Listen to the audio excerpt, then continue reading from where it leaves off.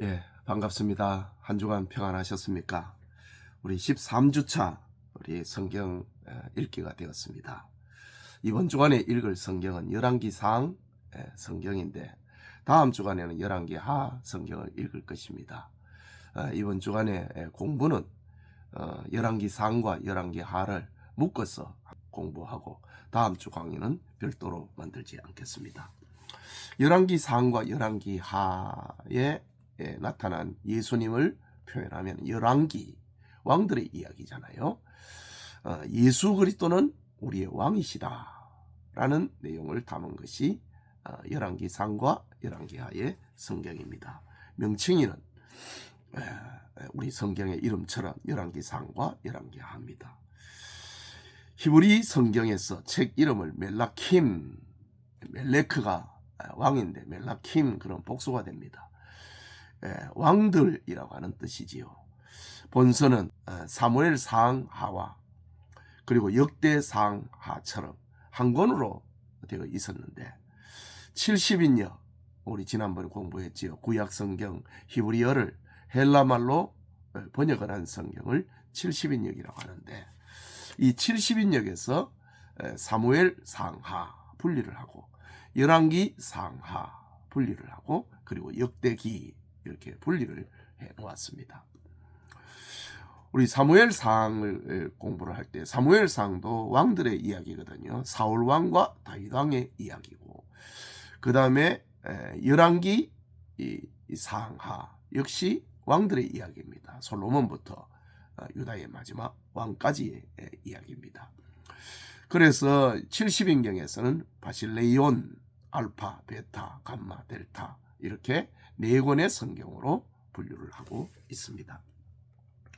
열왕기라고 불려진 이유는 이스라엘 왕들의 즉위와 업적 그리고 그들의 과실에 대해서 기록하고 있는 성경이기 때문에 열왕기, 상하 이렇게 분류를 했습니다. 저자는 정확하게 알 수는 없습니다. 바벨론으로 잡혀갔다가 돌아온 한 유대인일 것으로 추정을 합니다. 본서의 저자를 혹자는 에레미야, 바벨론 포로지로 끌려가는 시대의 선지자가 에레미야였는데 에레미야라고 하는 이가 있지만은 저자의 신분을 밝혀주는 결정적인 자료는 없습니다. 다만 우리는 본서의 저자가 누구였던지 그는 신명기 성경 하나님의 말씀을 잘 지키면 복을 받고 하나님의 말씀을 어기면 벌을 받는다. 이런 신명기의 내용을 잘 알고 있었던 사람인 것 같습니다. 그리고 왕국의 역사를 기록을 하면서 솔로몬의 실록, 이스라엘 왕 역대 지략, 그리고 유다 왕 역대 지략 등 다양한 자료를 참고했음을 알게 됩니다. 열왕기상 11장 41절에 보면은 열왕기상과 열왕기하가 한 저자인데 한 권의 성경이었는데 솔로몬의 남은 사적과 그의 행한 모든 일과 그의 지혜는 솔로몬의 실록에 기록되지 아니하였느냐. 다시 말하자면은 솔로몬 실록을 참고했다는 말이지요. 또 열왕기상 14장 19절을 보면은 여로보암의 그 남은 행적, 곧 그가 어떻게 싸웠는지와 어떻게 다스렸는지는 이스라엘 왕 역대 지략에 기록되니라. 북왕국 이스라엘 왕의 역대 지략을 참고했다는 말이지요. 그 다음에 열왕기상 14장 29절에 보면은 르호보암의 남은 사적과 그가 행한 모든 일은 유다왕 역대 지략에 기록되지 아니하였느냐. 열왕기상하 성경은 북왕국 이스라엘과 남왕국 유다의 왕들의 이야기인데 남왕국 유다의 역대의 지략도 참고를 했다라는 것이지요. 기록의 장소는 바벨론으로 봅니다. 이유는 기록의 연대가 바벨론 포로지에 있을 때 기록한 것으로 추정을 합니다. 이유를 봅시다.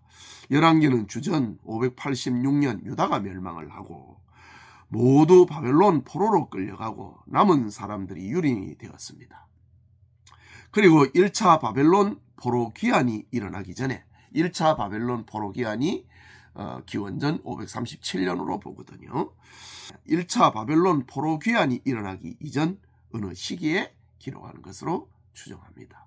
그렇다고 하면은 기록의 장소는 바벨론이 되겠지요.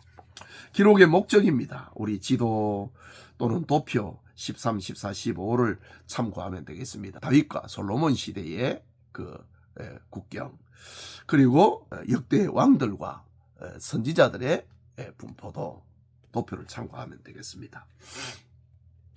기록의 목적을 보면 선지자적인 입장에서 기록한 선민 이스라엘의 흥망성쇠는 오직 여호와께 대한 충성과 헌신, 그리고 죄에 대한 회개가 있다는 사실을 강조하고 있다. 선지자적인 입장에서 기록하고 있다. 선지자는 어떤 사람이지요? 하나님의 말씀을 전하는 사람입니다.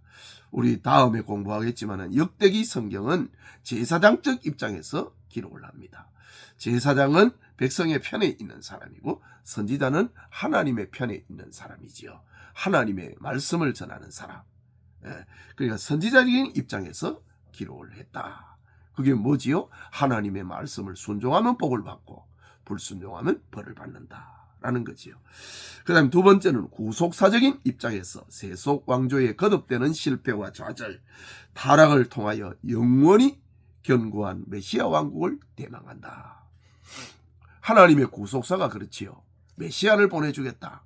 그를 통하여서 영원한 하나님의 나라를 세우겠다 라고 하는 것이 구속사적인 관점인데, 북왕국 이스라엘이나 남왕국 유다의 왕들의 이야기를 보면 잘하는 것 같다고도 실패하고, 아니면 또 처음부터 끝까지 실패하고, 이런 왕들을 볼 때 완전한 왕 메시아를 소망하게 된다.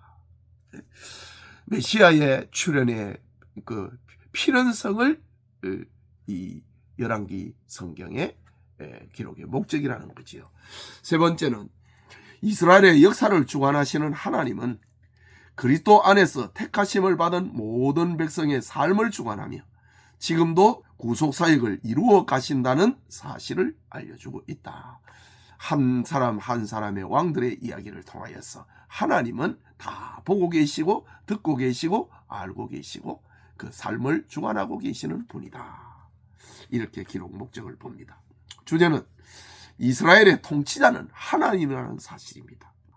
열왕기상 11장 11절에 보면 여호와께서 솔로몬에게 말씀하시되 네게 이러한 일이 있었고 또 네가 내 언약과 내가 네게 명령한 법도를 지키지 아니하였으니 내가 반드시 이 나라를 네게서 빼앗아 네 신하에게 주리라.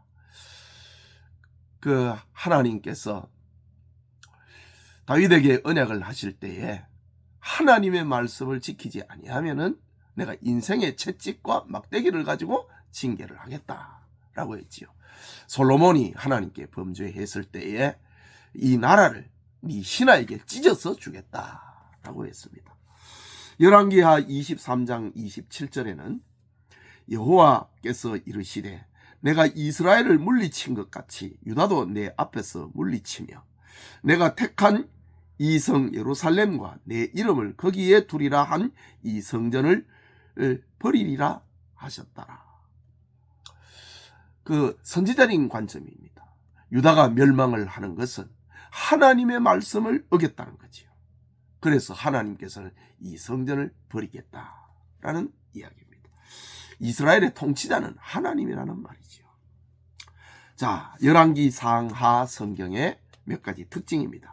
아까 말씀드린 것처럼 첫째는 선지자적인 입장에서 기록한 책이다. 이 열왕기 상하 성경에는 선지자의 활동이 크게 부각이 되고 있습니다. 엘리야와 엘리사 등 선지자 말이지요. 선민 역사의 고비 때마다 선지자들이 하나님의 말씀을 가지고 개입을 합니다. 북왕국 이스라엘이나 남왕국 유다 땅에. 그 메시지의 핵심은 언약 사상의 선포다. 언약이 뭡니까? 너희가 내 말을 잘 듣고 내 말을 지키면 너희는 내 백성이 되고 나는 네 하나님이 되고 너희는 세상에서 제사장 나라가 될 것이다 라고 말씀하셨지요. 이 언약 사상의 메시지를 선포하는 것이 선지자였지요. 그 다음에 두 번째는 하나님의 구속사로 왕들의 업적을 평가하는 책이다. 하나님의 구속사, 언약 사상이지요. 하나님의 말씀을 잘 들었느냐 듣지 않았느냐 그걸 가지고 왕들의 역사를 평가합니다. 그 선지자적인 관점이죠. 왕들의 평가는 세속사나 민족사가 아닌 하나님의 구속사적으로 평가하고 있다. 남왕국 유다의 왕들은 다윗을 하나님의 말씀을 잘 지켰던 사람의 상징, 북왕국 이스라엘의 왕들은 여로보암, 하나님에게서 멀어져 갔던 여로보암, 그를 기준으로 기록을 하고 있다라는 겁니다. 그리고 열왕기 상하 성경은 통일성과 독립성이 분명한 책이다. 시작이 있으면 끝이 있다 이거죠. 그게 통일성이죠. 독립성이죠. 다윗 왕으로 시작하여서 바벨론 왕으로 끝난다. 바벨론에 의해서 나라가 망했다는 거죠. 두 번째는 성전 건축으로 시작하여서 불타는 성전으로 끝난다. 솔로몬이 성전을 건축을 했는데 유다가 멸망할 때 587년에 성전은 불타버립니다. 하나님께서 버리겠다고 했지요. 말씀을 지키지 않을 때. 세 번째는 다윗 왕의 후계자인 솔로몬으로 시작하여 다윗 왕의 마지막 후계자인 여호야긴이 바벨론 왕에 의해서 포로에서 석방되는 것으로 끝난다. 여호야긴 왕이 바벨론을 거역을 하다가 느부갓네살에게 포로로 끌려갑니다. 포로로 끌려갔다가 다시 석방이 되는 그런 이야기로 구성이 되어 있다. 열왕기 상하 성경의 구성입니다. 첫째는 통일왕국 시대. 통일왕국이라고 하면은 사울 그리고 다윗 그리고 솔로몬입니다. 사울과 다윗은 이미 사무엘 상하 성경에 기록을 했지요. 자, 그 다음에 이 열왕기 성경은 솔로몬부터 시작이 되니까 솔로몬의 왕위 계성, 솔로몬의 성전 건축 7년, 솔로몬의 왕궁 건축 13년, 솔로몬의 영광과 솔로몬의 범죄, 이것이 이제 1장에서 11장까지 기록하고 있다. 열왕기상 10장 21절을 보면은 솔로몬 왕이 마시는 그릇은 다 금이요 레바논 나무 궁의 그릇들도 다 정금이라 은기물이 없으니 솔로몬 시대의 은을 귀히 여기지 아니하였음은 그만큼 솔로몬의 시대는 황금 시대를 이루었다라는 말입니다. 열왕기상 11장 4절에는 솔로몬의 나이가 많을 때에 그의 여인들이 그의 마음을 돌려 다른 신들을 따르게 하였으므로 왕의 마음이 그의 아버지 다윗의 마음과 같지 아니하여 그의 하나님 여호와 앞에 온전하지 못하였다. 그래서 유다가 통일왕국은 분열이 되고 만다라는 겁니다. 솔로몬이 근동 지역의 여러 국가들을 평정을 하고 그들을 제후국으로 만들었습니다. 그러면서 그 이방 나라의 왕들을 지배하기 위해서 그 공주들을 데려와서 자기의 아내로 만듭니다. 정략 결혼이지요. 그 결과가 이제 솔로몬이 나이가 들 때에 정략 결혼으로 부인이 됐던 그 왕비들이 고향을 생각하고 눈물을 흘리니까 솔로몬이 그들을 위로하려고 그들의 신전을 지어줍니다. 이것이 망하게 되는 그런 이유였다라는 겁니다. 분열이 되죠. 이제 솔로몬이 범죄로 인하여서 분열 왕국 시대. 분열은 기원전 931년에서 722년 북왕국 이스라엘이 멸망할 때까지입니다. 열왕기상 12장에서 열왕기하 17장까지의 내용. 왕국의 분열, 유다 왕들의 통치, 분열이 됐으니까 북왕국 이스라엘 왕들의 통치, 아합의 통치와 엘리야, 아합 왕가의 몰락, 그리고 북왕국 이스라엘의 멸망 722년입니다. 북왕국 이스라엘이 이제 멸망하게 된 것은 그 솔로몬의 신하였던 여로보암의 죄 때문이라고 합니다. 여로보암이 솔로몬이 죽고 난 다음에 나라가 분열이 되어 갖고 그 북왕국 이스라엘을 통치하게 됩니다.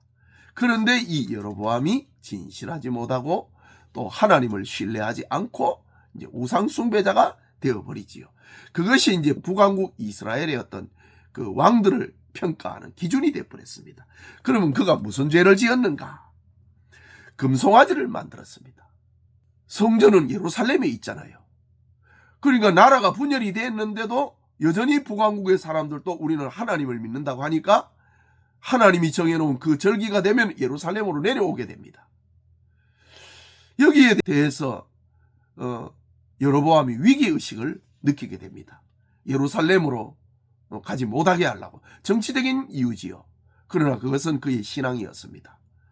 하나님을 숭배하지 않고 하나님 신앙에서 이스라엘 백성들을 떼어놓습니다. 그렇게 위해 가지고 베델과 다한에, 베델은 이스라엘과 유다의 국경선에 있는 도시고 다한은 저 이스라엘 북쪽 경계에 있는 것입니다. 그러니까 절기가 되면은 예루살렘으로 가지 말고 남쪽에 있는 사람들은 베델로 가고 북쪽에 있는 사람은 다한으로 가라 합니다. 금송아지를 만들고 베델과 다한에 이 금송아지를 두어 갖고 그것을 섬기게 만드는, 이게 하나님이라고 합니다. 그러면서 절기를 8월 15일로 개정을 합니다. 이스라엘 백성들의 절기는 대속제일 7월 10일입니다. 제일 큰 절기지요. 온 이스라엘 백성들의 죄를 용서받는 날. 그러니까 대속제일에 남쪽으로 가지 못하게 하려고 이제 농경하고도 또 관계가 되지요. 우리 북쪽에서는 농사가 좀 추수가 좀 늦지 않느냐. 그러니까 한 달 미뤄갖고 7월 10일이 절기일인데 8월 15일로 이렇게 절기를 만들어 놨습니다. 이제 7월 10일로부터 연결이 되지요. 남한국 유다의 절기는 이제 대속조일부터 그리고 일주일 있다가 그 다음에 초막절을 지키게 되는 거지요. 근데 이게 이제 절기를 못 지키게 하려고 여로보암이 그렇게 했다. 그 내용이 열왕기상 12장 27절에서 33절에 기록이 되어 있는데 한번 봅시다. 만일 이 백성이 예루살렘에 있는 여호와의 성전에 제사를 드리고자 하여 올라가면 이 백성의 마음이 유다 왕 된 그들의 주 르호보암에게로 돌아가서 나를 죽이고 유다 왕 르호보암에게로 돌아가리로다 하고 이에 계획하고 두 금송아지를 만들고 무리에게 말하기를 너희가 다시는 예루살렘에 올라갈 것이 없도다. 이스라엘아, 이는 너희를 애굽 땅에서 인도하여 올린 너희의 신들이라 하고 하나는 베델에 두고 하나는 다한에 둔지라. 이 일이 죄가 되었으니 이는 백성들이 다한까지 가서 그 하나에게 경배함이더라. 그가 또 산당들을 짓고 레위 자손이 아닌 보통 백성으로 제사장을 삼고 8째 달 곧 그 달 15째 날로 절기를 정하여 유다의 절기와 비슷하게 하고 제단에 올라가되 베델에서 그와 같이 행하여 그가 만든 송아지에게 제사를 드렸으며 그가 지은 산당의 제사장을 베델에 세웠더라. 그가 자기 마음대로 정한 달 곧 8째 달 15째 날로 이스라엘 자손을 위하여 절기를 정하고 베델에 쌓은 제단에 올라가서 분향하였더라. 이것이 여로보암의 죄였습니다.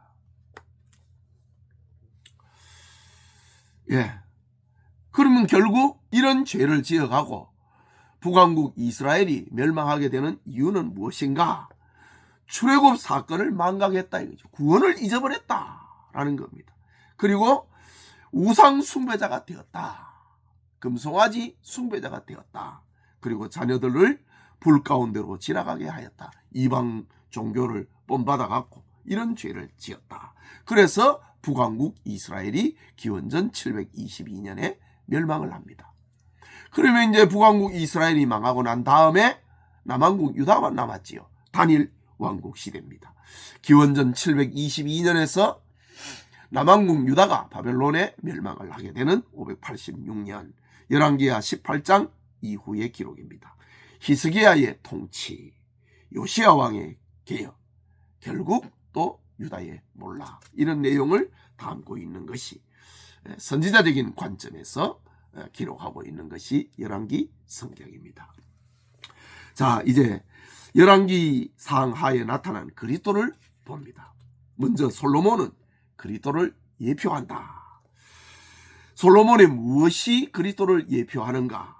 예표론이죠. 예표론은 시대적으로 앞선 인물, 앞선 사건, 그것을 가지고 장차 오실 예수님을 예표하는 것, 하나의 조각이 되는 것. 그런데 솔로몬은 그리스도를 예표한다라고 했는데, 첫째는 탁월한 지혜는 지혜의 근원이신 그리스도를 예표한다. 열왕기상 4장 29절에 하나님이 솔로몬에게 지혜와 총명을 심히 많이 주시고 또 넓은 마음을 주시되 바닷가에 모래같이 하시니, 솔로몬의 지혜입니다.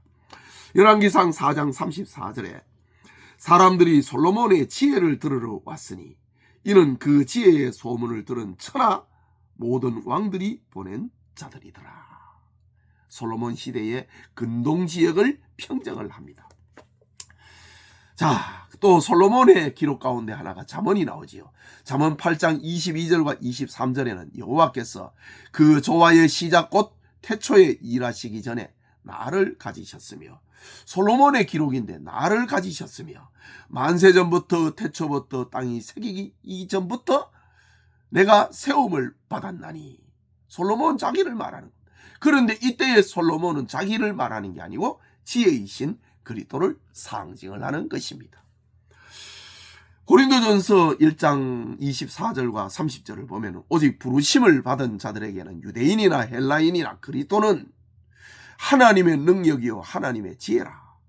너희는 하나님으로부터 나서 그리스도 예수 안에 있고 예수는 하나님으로부터 나와서 우리에게 지혜와 의로움과 거룩함과 구원함이 되셨으니. 예수님은 하나님으로부터 나오신 분인데 그분은 지혜의 왕이시다라는 겁니다. 또 솔로몬의 그리스도를 예표하고 있는 것, 명성과 영광과 부귀는 부활 승천하신 후 영원한 왕국에서 누리실 그리스도의 영광을 예표하고 있다. 열왕기상 10장 21절, 아까 보았던 말씀인데 솔로몬 왕이 마시는 그릇은 다 금이요 솔로몬 시대의 영광.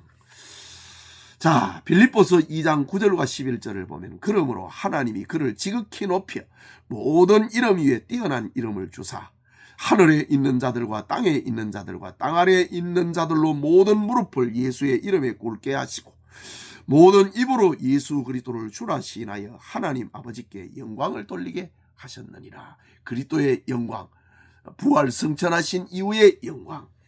또 히브리서 1장 3절에는 이는 하나님의 영광의 광채이시요, 그리스도를 두고 하는 말이지요. 그 본체의 형상이시라. 그의 능력의 말씀으로 만물을 붙드시며 죄를 정결하게 하는 일을 하시고 높은 곳에 계신 지극히 크신 우편에 앉으셨느니라. 그리스도의 영광. 솔로몬이 받았던 그 영광은 그리스도를 예표하는 것이었다. 세 번째, 태평성대는 인류의 평강과 평화이신 그리스도를 예표한다. 솔로몬이라고 하는 이름 자체가 평화거든요. 평강이라는 말입니다. 열왕기상 10장 8절에 복되도다 당신의 사람이여 복되도다 당신의 신하들이여 항상 당신 앞에 서서 당신의 지혜를 들음이로다. 저 시바의 여왕이 와가지고 그 신하들을 부러워하고 있는 장면입니다. 또 이사야서 9장 6절을 보면은 이는 한 아기가 우리에게 낳고 한 아들을 우리에게 주신 바 되었는데 그의 어깨에는 정사를 메었고 그의 이름은 기묘자라 모사라 전능하신 하나님이라 영존하시는 아버지라 평강의 왕이라 할 것이미로다. 그리스도의 태평성들을 말하는 겁니다. 자, 이제 요한복음 14장 27절을 보면은 평안을 너희에게 끼치노니 나의 평안을 너희에게 주노라. 내가 너희에게 주는 것은 세상이 주는 것과 같지 아니하리라. 너희는 마음에 근심하지도 말고 두려워하지도 말라. 그러니까 솔로몬의 평강은 영원한 평강은 아니었지요. 그러나 영원한 평강, 그것을 대망하게 된다. 그것이 바로 구속사적인 관점에서 열왕기서를 기록하고 있는 겁니다. 진정한 평안은 예수님으로부터 온다라는 거지요. 자, 이 열왕기 상하 성경에서 두 번째 나타나고 있는 그리스도는 하나님과 그의 백성의 만남의 장소인 성전은 하나님과 사람의 화해와 친교를 위해 성육신하실 그리스도를 예표한다. 다윗의 아들 솔로몬이 성전을 건축을 하지요.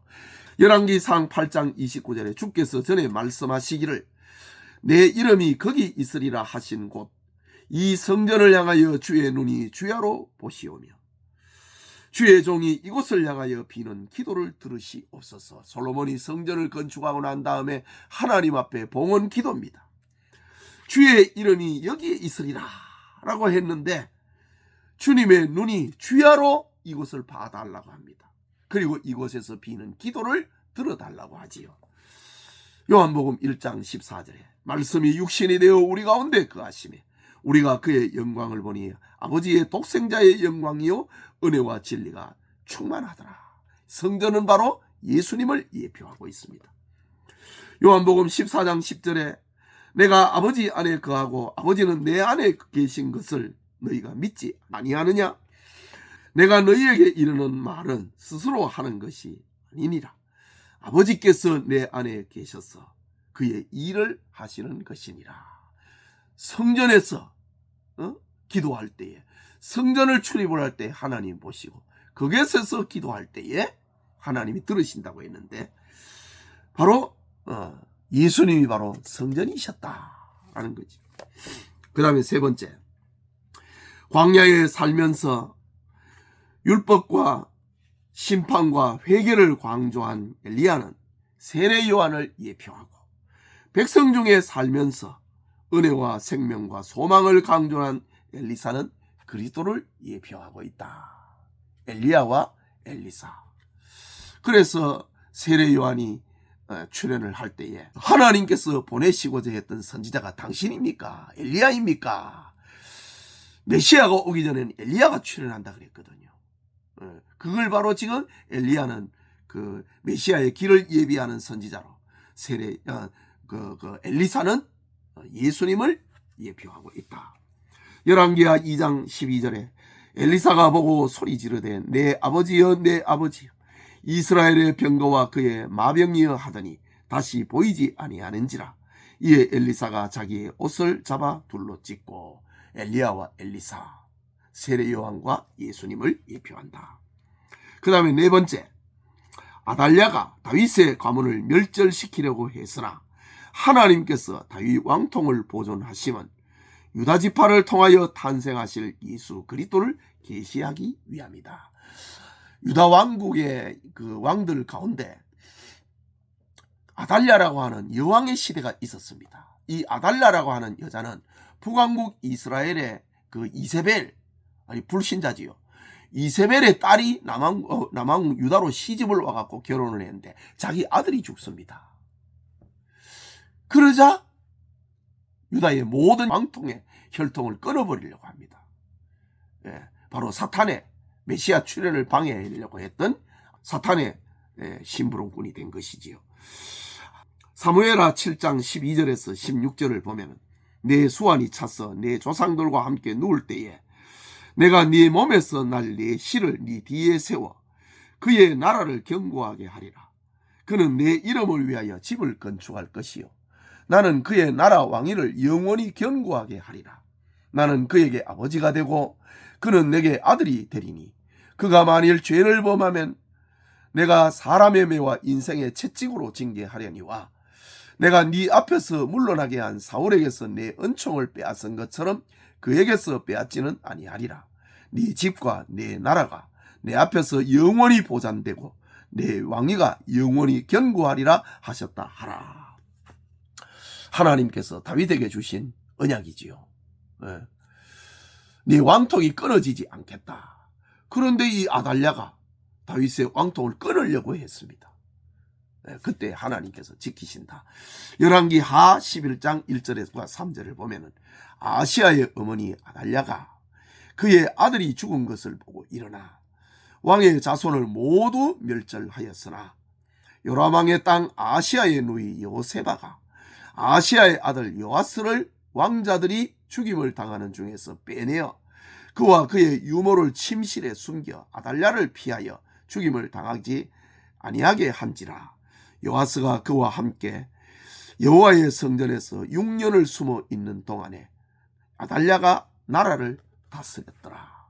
다윗의 왕통은 끊어지지 않았다는 말입니다. 언약대로. 그러니까 이스라엘을, 유다를 통치하시는 이는 하나님이다 라는 겁니다. 마태복음 1장 1절에 아브라함과 다윗의 자손 예수 그리스도의 계보라. 이 계보가 아달랴의 등장으로 인하여서 끊어질 뻔했는데 하나님의 언약은 그대로 성취되었다 라는 겁니다. 자, 이렇게 13주, 14주 우리 그 강의를 한꺼번에 이렇게 했습니다. 그러니까 이걸 우리가 공부하면서 우리가 느끼듯이 열왕기 상과 열왕기 하를 구분할 필요가 없게 된 거지요. 그러나 이 분량은 많기 때문에 2주간에 걸쳐서 이 성경을 읽어가지만은 강의는 한 주간으로 이렇게 정리하겠습니다. 기도합시다. 하나님 아버지,